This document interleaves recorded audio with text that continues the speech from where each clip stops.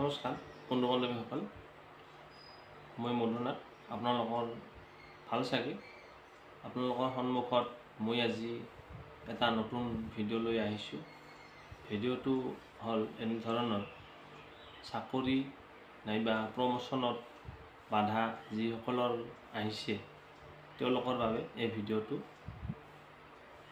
ইমান কষ্ট কৰাৰ পিছতো চাকৰি নহয়, উপযুক্ত এজন কেণ্ডিডেট হৈও চাকৰি নাপায়, কাৰণটোনো কি? আৰু প্ৰমোশ্যন নোহোৱাৰ কাৰণটোনো কি? সেই বিষয়ে আজি আলোচনা কৰিম। তাৰমানে এজন উপযুক্ত ল'ৰা হৈও চাকৰি যে নাপায়, ধৰি লওক হাইটতে হওক, ফিজিকেল হওক, মেডিকেল হওক, ৰিটাৰ্ণ টেষ্ট হওক, ইমানখিনি হোৱাৰ পিছতো চাকৰি নাপায়। চাকৰি নোপোৱাৰ কাৰণটোনো কি? আৰু ইমানখিনি ভাল কাম কৰাৰ পিছতো চাকৰিত প্ৰমোশ্যন নহয়, তাৰনো কাৰণটো কি? মই কৈ আছোঁ, আপোনালোকে মনোযোগেৰে শেষলৈ শুনক। আৰু যিখিনি মই প্ৰতিকাৰ দিম সেই প্ৰতিকাৰখিনি পালন কৰি এবাৰ চাওক, তাৰপিছত জানিব পাৰিব। আৰু আপোনালোকে ভাবিব পাৰে, বোলে চাকৰিৰ বিষয়ে যদি ইমান জানে, নিজৰ কিয় চাকৰি নহ'ল? আচলতে মোৰটো বেলেগ। মই হ'লোঁ চুটি চাপৰ, হাইটত নিমিলে, সেইকাৰণে মোৰ নহয়। হাইটত নিমিলেতো উপায় নাই। আপোনালোকৰ হাইট আছে, ফিজিকেল, ৰানিং, ৰিটাৰ্ণ টেষ্ট গোটেইখিনি ঠিক ঠাক হোৱাৰ পিছতো আপোনাৰ চাকৰি নহয়, কাৰণটোনো কি? ক'ত কি জেঙাটো লাগি আছে সেই বিষয়ে আলোচনা কৰিম। এতিয়া শুনক। আপোনালোকৰ আচলতে চাকৰিত বাধা বা প্ৰমোশ্যনত বাধা অহাৰ মেইন কাৰণটো হ'ল গ্ৰহৰ দশা। কোনটো গ্ৰহৰ দশাৰ ফলত এনেকুৱা হয় সেইটো জানি লওক। মেইন হৈছে ৰবি গ্ৰহ। ৰবি গ্ৰহৰ দশাৰ ফলত আপোনাৰ চাকৰিত বাধা আৰু প্ৰমোশ্যনত বাধা আহে, লগতে সাংসাৰিক অশান্তি হয়, দাম্পত্য জীৱন সুখকৰ নহয়, আৰু পিতা পুত্ৰৰ মাজত কাজিয়া লাগি থাকে। এইটো হৈছে ৰবি গ্ৰহৰ লক্ষণ। নাইবা আপোনাৰ চকুৰ ৰোগ হ'ব পাৰে, ডিঙিৰ ৰোগ, পেটৰ সমস্যা, এইবিলাক হ'লে আপুনি জানিব পাৰিব ৰবি গ্ৰহৰ সমস্যা। ৰবি গ্ৰহৰ সমস্যাৰ ফলতে আপোনাৰ চাকৰিত বাধা আহে, প্ৰমোশ্যনত বাধা আহে। তেতিয়া ৰবি গ্ৰহৰ কিয় লাগে সেইটা কথা আছে। ৰবি গ্ৰহটো কিয় লাগে আৰু ইয়াৰ প্ৰতিকাৰনো কি সেই বিষয়ে মই কৈ আছোঁ। আচলতে ৰবি গ্ৰহটো যেতিয়া আমি খানা খাওঁ, খানা খাই যদি হাত নোধোৱাকৈ যদি আমি মূৰত লাৰি দিওঁ না, লাৰি দিলে আপোনাৰ ৰবি গ্ৰহৰ দশাটো অট'মেটিক আহি যায়। সেইকাৰণে খানা খোৱাৰ পিছত কিছুমানে ভাবি পেলাই বিস্কুট এখন খালোঁ বা ভাজা অকণমান খালোঁ, তাতেনো কিহৰ হাত ধুব লাগে? আচলতে হাত ধুব লাগে। হাত নোধোৱাকৈ যদি ভুলতো যদি মূৰত হাতখন যায়, তেতিয়া আপোনাৰ ৰবি গ্ৰহৰ দশাটো আহি যায়। আৰু এটা দুটা মিছা কথা কোৱা বেলেগ কথা, কিন্তু হকে বিহকে অনবৰতে যিয়ে মিছা কথা কৈ থাকে তাৰো ৰবি গ্ৰহৰ দশাটো হয়। আৰু ৰবি গ্ৰহৰ দশা হোৱাৰ কাৰণ হৈছে আৰু এটা, ৰাতিপুৱা সোনকালে নুঠা, দেৰিলৈকে শুই থকা। এইটো হৈছে ৰবি গ্ৰহৰ দশাৰ ফলত। যদি সোনকালে নুঠে তথাপিতো আপোনাৰ ৰবি গ্ৰহৰ দশা হয়। ৰবি গ্ৰহৰ দশা হ'লে কি কি হয় বস্তুখিনি ক'লোঁ।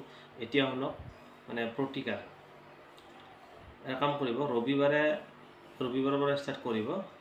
ৰবিবাৰে ৰাতিপুৱা সূৰ্য উদয়ৰ আগতে উঠি গা পা ধুই এটা তামৰ পাত্ৰ লৈ তাতে এগিলাচ পানী ল'ব, দুটা ৰঙা জবা ফুল ল'ব, ফুল লৈ সূৰ্যক অৰ্ঘ্য দিব। এনেকৈ গিলাচটো ল'ব, এনেকৈ ঢালি দিব, যাতে পানীত ভৰিত যাতে পানীটো ছিটিকি নপৰে।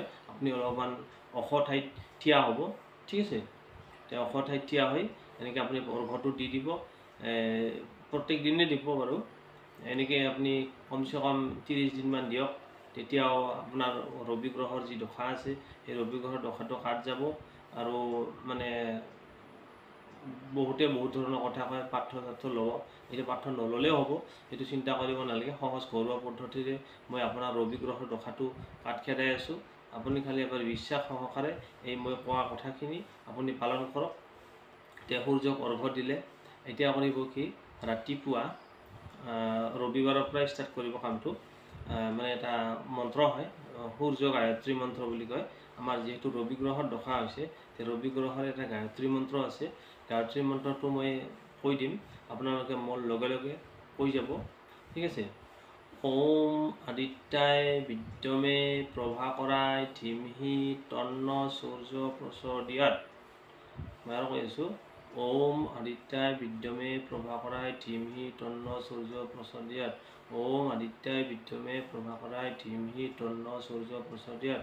ওম আদিত্যায় বিদ্যমে প্ৰভাকৰাই ধীমহি তন্ন সূৰ্য প্ৰচোদয়াৎ।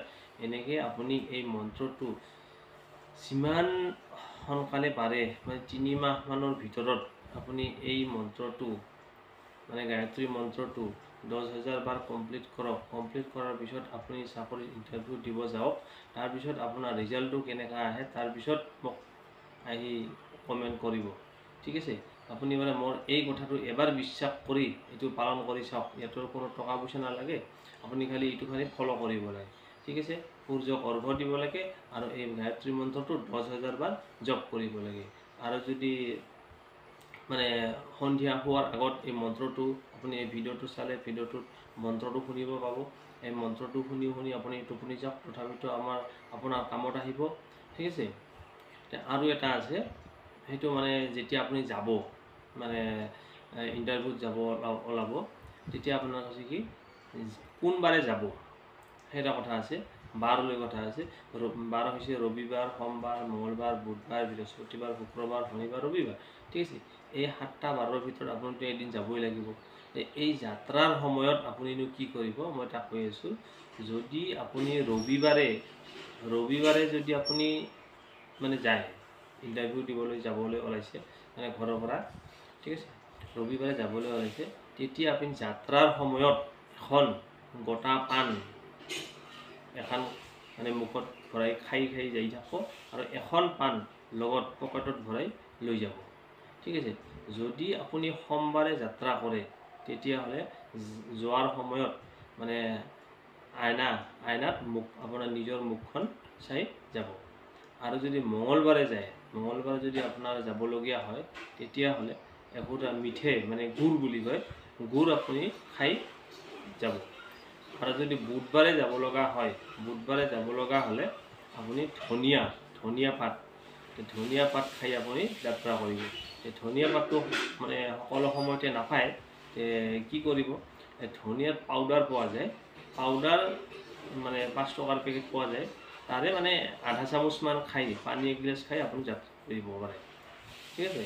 তাৰপিছত আহিল বৃহস্পতিবাৰে যদি আপুনি যাত্ৰা কৰিবলগীয়া হয় ইণ্টাৰভিউৰ বাবে, তেতিয়াহ'লে আপুনি বগা বেহৰ 4-5টামান খাই যাওক, আৰু পকেটত 4-5টামান বগা বেহৰ লৈ যাওক, ঠিক আছে। এই চিষ্টেমত আপুনি যাব, দেখিব তাৰপিছত ৰিজাল্টটো। তাৰপিছত আহিল শুক্ৰবাৰে যদি আপুনি যাত্ৰা কৰিবলগীয়া হয়, তেতিয়াহ'লে আপুনি 1 চামুচ বা 2 চামুচ দৈ খাই যাব। অকস্মাত ক'ত দৈ পাব এইটো কথা, কাৰণ আপুনি জানে মই শুক্ৰবাৰে মোৰ ইণ্টাৰভিউ আছে, মই ইণ্টাৰভিউত শুক্ৰবাৰে যাম। তাৰমানে আপুনি বৃহস্পতিবাৰৰ দিনাখনেই আপুনি দৈটো আনি থ'ব। যেতিয়া আপুনি যাত্ৰা কৰিব, যাত্ৰাৰ সময়ত আপুনি মানে তাৰে 1 চামুচ বা 2 চামুচ দৈ খাই আপুনি ঘৰৰ পৰা ওলাই যাওক। আৰু হ'ল কি, শনিবাৰে যদি আপুনি ইণ্টাৰভিউলৈ যাবলগীয়া হয়, তেতিয়া আপুনি কি কৰিব, তেতিয়া আপুনি আদা ল'ব। আদাটো সকলোৱে চিনি পায়। আদা তাৰে 1 পিচ মুখত দি খাই চবাই যাব, আৰু 1 পিচ লগত পকেটত ভৰাই লৈ যাব। এনেকৈ আপুনি যাওক, এবাৰ মোৰ কথা মতে বিশ্বাস কৰি আপুনি ইণ্টাৰভিউলৈ যাওক। তাৰপিছত আপুনি ৰিজাল্টটো কেনেকুৱা আহে তাৰপিছত মোক কমেণ্টত জনাব, ঠিক আছে। আৰু এটা আছে, যেতিয়া আপুনি মানে যাব, যোৱাত মানে বেলগছটো দেখিছে চাগে, বেলগছৰ মানে শিপা, দক্ষিণ ফালৰ শিপা ৰবিবাৰে এডাল উঠাব। ৰবিবাৰে ৰাতিপুৱা সূৰ্য উদয়ৰ আগত উঠাই সেই বেলগছৰ শিপাডাল লগত ৰাখি আপুনি ইণ্টাৰভিউলৈ যাব, দেখিব আপোনাৰ ৰিজাল্টটো কেনেকুৱা আহে, ঠিক আছে। ভিডিঅ'টো চাই কেনে পালে কমেণ্টত জনাব। আৰু আপোনালোকে ভাবিব পাৰে নিজে ইমান জানে কিন্তু নিজৰ চাকৰিটো কিয় নহ'ল, কিন্তু আচলতে মোৰ কথাটো হ'ল ময়ো হ'লোঁ চুটি চাবৰ, মোৰ জোখত নিমিলে, সেইকাৰণে মোৰ নহ'ল। কিন্তু আপোনালোকে তাৰ উপযুক্ত হাইটে হওক, মানে ফিজিকেলে হওক, মেডিকেলে হওক বা ৰিটেন টেষ্টে হওক, গোটেইখিনি আপোনাৰ অ'কে আছে। তাৰপিছতো আপোনাৰ নোহোৱাৰ কাৰণেহে এই বস্তুটো আপোনাক ব্যৱহাৰ কৰিবলৈ কৈছোঁ। ঠিক আছে, মানে এনেধৰণৰ ভিডিঅ' আকৌ পাই থাকিবলৈ চেনেলটো ছাবস্ক্ৰাইব কৰি থ'ব। ভিডিঅ'টো ভাল লাগিলে লাইক কৰিব আৰু 10জনৰ উপকাৰ হোৱাকৈ ভিডিঅ'টো শ্বেয়াৰ কৰি দিব। ধন্যবাদ।